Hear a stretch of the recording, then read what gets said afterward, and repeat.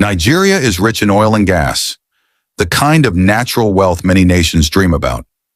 Yet every year it spends billions importing refined fuel and liquefied gas, often from the United States.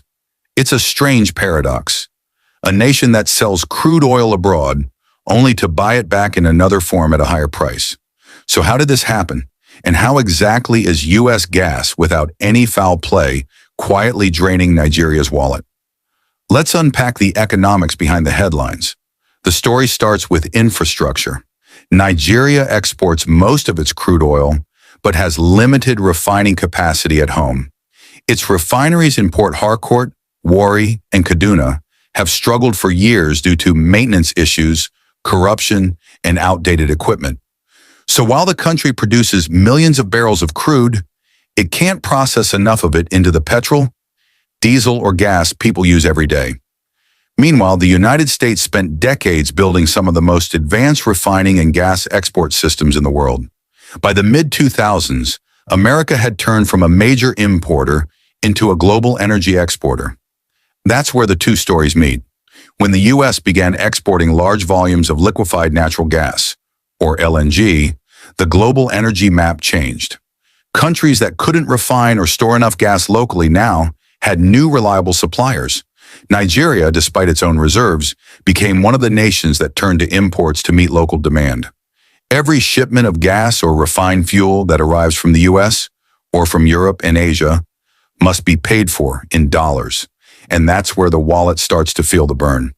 Each dollar spent on imported gas weakens Nigeria's foreign reserves and puts pressure on its currency, the naira.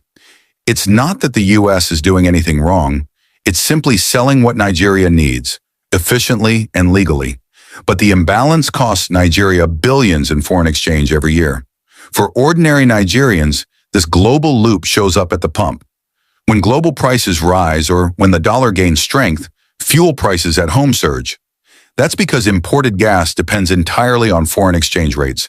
So while Nigeria produces crude, its citizens still pay the price of global inflation and foreign dependency. In simple terms, the country earns in naira but spends in dollars, and that's a losing balance. Experts say this isn't about villains or victims. It's about structure, planning, and policy. The U.S. built robust infrastructure, refineries, pipelines, and storage, backed by strong policy support and innovation.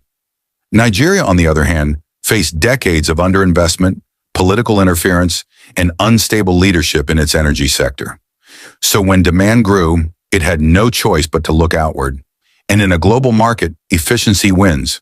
The U.S. didn't force dependence. It simply filled a gap that others left open. The story isn't all negative.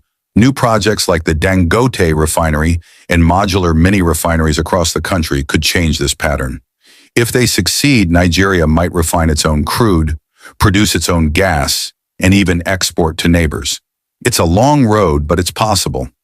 Energy independence starts not with blaming others, but with building capacity, policy consistency, and trust.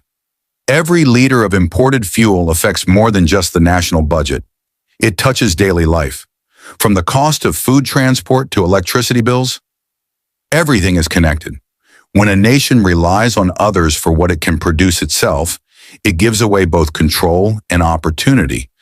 But when it invests in self-sufficiency, the benefits ripple through every home and business. So the next time you see a ship carrying U.S. gas docking in Nigeria's ports, remember, it's not just trade. It's a mirror reflecting two very different stories of preparation and policy.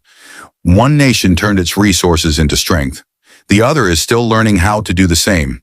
Until that changes, Nigeria's wallet will keep quietly burning, not because of who sells to it, but because of what it hasn't yet built for itself. Global Reveal 360, explaining the world in layers.